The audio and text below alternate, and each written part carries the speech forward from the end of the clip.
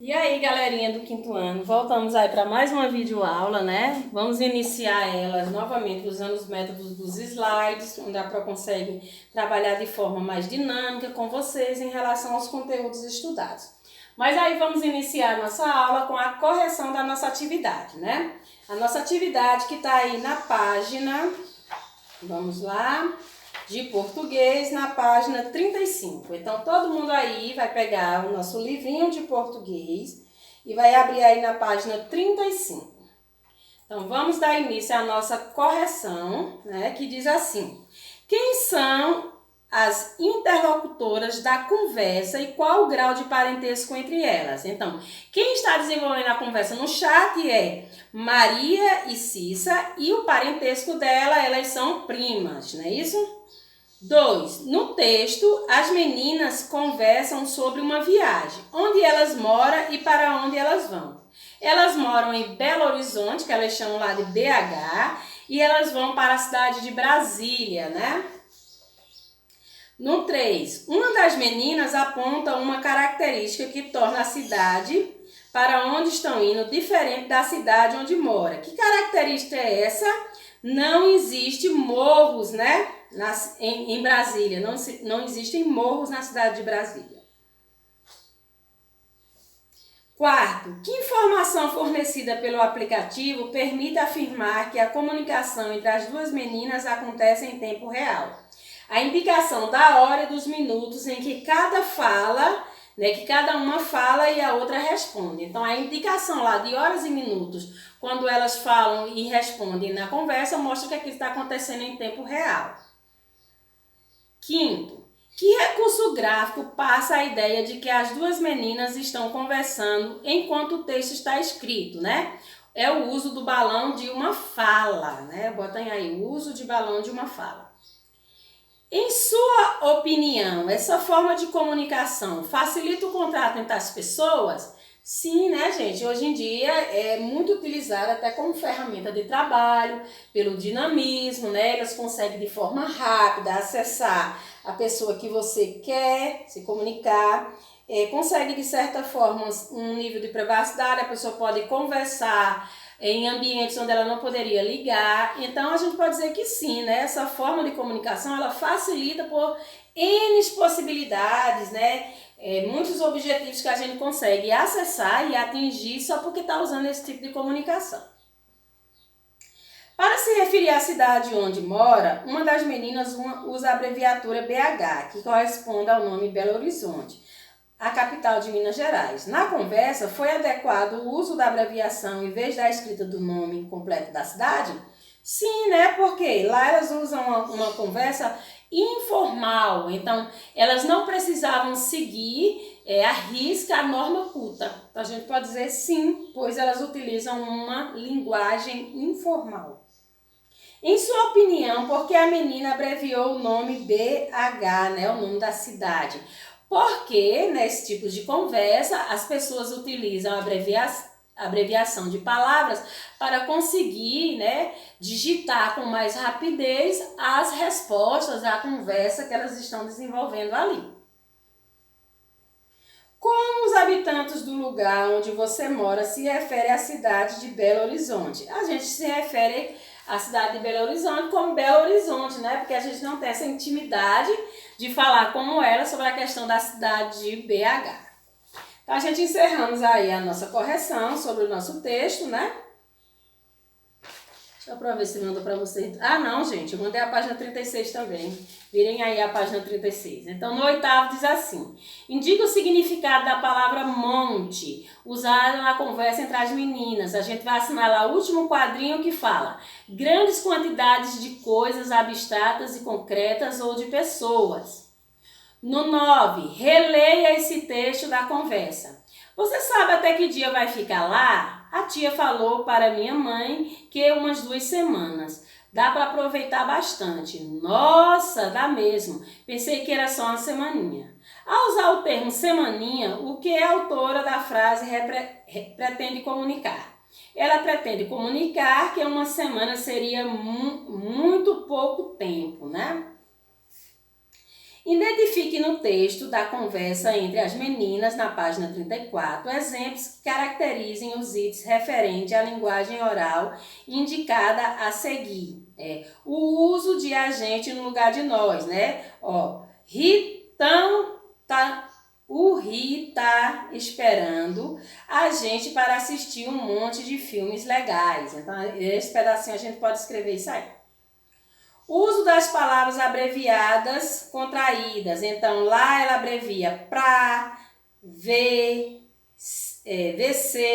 TD, tá, tô, BJS para beijo, né? São todas palavras abreviadas.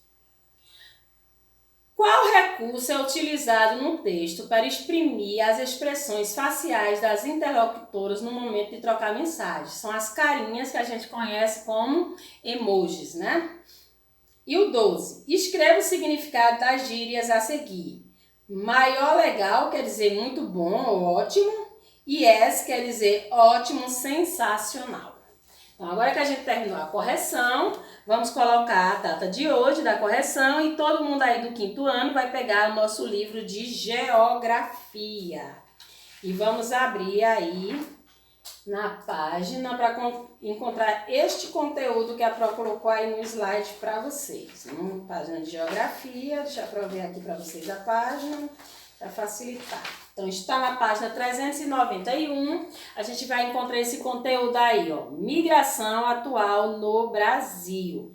Então, a Pro vai falar só sobre os tópicos e aí depois vocês voltam para o texto para que a gente faça a leitura, né? Vocês fazem a leitura para a resposta da atividade de casa. Então, vamos lá. Esse texto de vocês aí da página 391 fala sobre a questão da imigração. Imigração é um processo que ocorre quando as pessoas saem do seu país para morar em outro país. Então, tem a diferença da migração, que é quando você sai de sua cidade para outra cidade, do seu estado para outro estado. A imigração, a palavra imigração quer dizer o deslocamento de pessoas de um país para outro. Então, vamos aqui, O processo de imigração não foi uma marca no passado, né? O que ele quis dizer com isso? No passado, o que predominou no nosso país foi a migração, foi a troca de cidades e de estados. A imigração, que era a troca de países, não foi uma marca do nosso passado. Atualmente, o Brasil recebe pessoas de diferentes países. Então, aqui a Pro colocou 2 imagens, né, de pessoas de diferentes lugares, representando que a gente, né, recebe muito, nós recebemos muito de fora, pessoas que vêm morar aqui no nosso país e que, de certa forma, traz uma cultura. Todas as vezes que a gente recebe pessoas de determinado país, a gente agrega também a cultura que essas pessoas trazem junto com elas. Mas existe um problema seríssimo, né? Por que essas pessoas imigram? Então, aqui é para fazer um slide para vocês perceberem as causas, né? Essas pessoas imigram porque não conseguem mais ter boas condições de vida no país dela. Então, para ilustrar aqui, pessoas que não têm o que comer, né? Não têm trabalho, não têm mais onde morar. Então, lá elas vivem no país dela em situação de risco e acham que imigrando para outro país, elas podem melhorar a condição de vida delas, né? Em relação a que elas tinham no seu país de origem. Só que quando a população imigrante chega a um novo país, enfrenta muitos problemas. Mesmo ela achando que vai mudar a qualidade de vida dela, quando ela chega em outro país, esse país não está preparado para receber, né, essas pessoas, e aí elas também não têm moradias fixas ou moram em lugares de difícil acesso, que não existe nenhum tipo de serviço público, né, em lugares marginalizados, ou padecem ainda sem a questão de emprego. A Pro até representou aqui com uma pessoa com uma plaquinha dizendo: procuro trabalhar serviço geral, o outro dizendo: preciso de ajuda de vocês para comer. Então, a falta de moradia e a falta de emprego é um dos problemas, né, que os imigrantes enfrentam quando eles saem do seu país para morar em outro país. Então, o que a gente vai fazer aí, gente? Vamos voltar para a nossa atividade de geografia, fazer a leitura aí da página 391 e vamos responder essa página aqui, ó, 392 em casa e depois de vocês responderem a página, vocês voltam para a gente fazer a questão da explicação da atividade avaliativa. Então, voltamos aqui com a nossa atividade avaliativa de hoje, né? Deixa eu colocar aqui para vocês. Vamos aí para a nossa atividade de hoje, que é referente à nossa avaliação de ciências. É a atividade de hoje aí do 5º ano. Então, a Pró vai ler para vocês o conteúdo e vai explicar o que vocês vão ter que fazer nessa atividade avaliativa aí em casa. Então, vamos começar. A água é um recurso natural abundante e essencial para a existência da vida na Terra. O planeta Terra é constituído por uma extensa massa de água correspondente ao que conhecemos como hidrosfera. Além de estar presente na composição do planeta, a água também compõe partes do nosso corpo, permitindo-nos pensar que falar de água é falar de sobrevivência. Essa substância é utilizada em atividades essenciais ao ser humano, como a produção agrícola e também usada como solvente universal. A água era considerada um recurso inesgotável, contudo, desde que foi considerada um sinônimo de conflito, o mau uso, o desperdício e sua distribuição, bem como sua ocorrência, são responsáveis por criar conflitos em diversas regiões do mundo. A preocupação com a indisponibilidade de água é uma pauta frequente nas discussões ambientais. Então, com base nesse texto aí, a gente vai responder. O que é hidrosfera?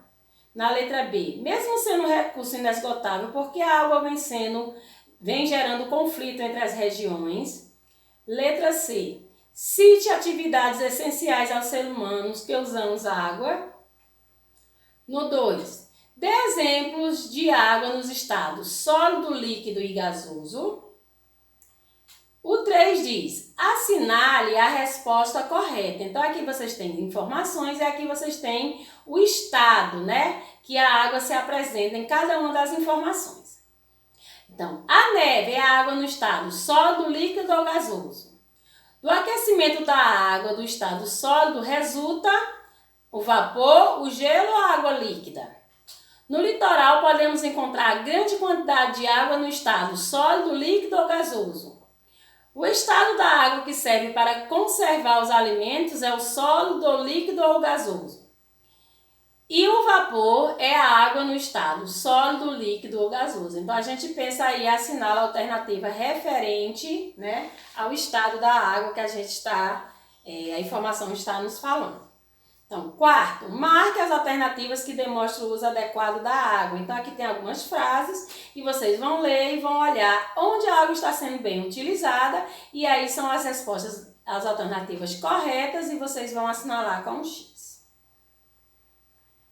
Aqui no 5º, a gente vai observar a imagem e descrever como acontece o círculo da água. Como é que acontece? A gente precisa seguir aqui as setinhas, né? Então, aqui a gente tem a água, essas setinhas nos mostram que a água está evaporando.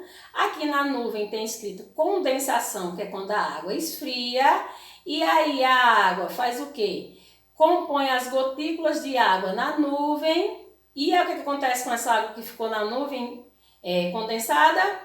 Cai novamente na terra em forma de chuva.